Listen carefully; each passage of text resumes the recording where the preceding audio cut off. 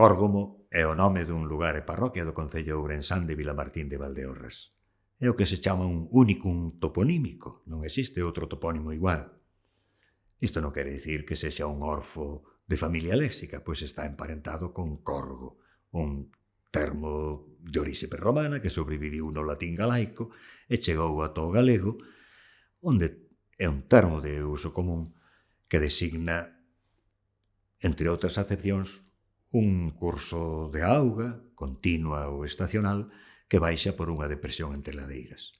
O sustantivo corgo ten, ademais, o mérito excepcional de que o menciona a literatura clásica latina como mostra do léxico que encontraron, do léxico das linguas hispánicas que os romanos encontraron a súa chegada á península.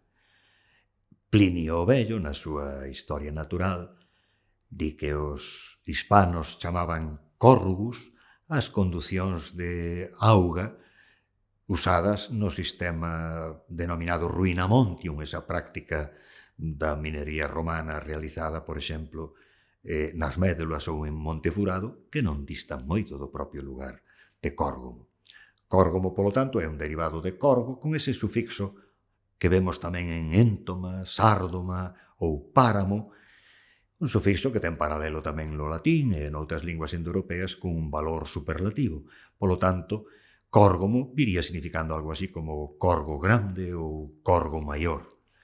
É moi probable, é só unha hipótese, pero é moi probable que Córgamo fose en orixe o nome do curso de auga que baixa ao leste da igrexa parroquial que hoxe ten o nome de Río Farelos, que descende dos montes cara ao río Sil.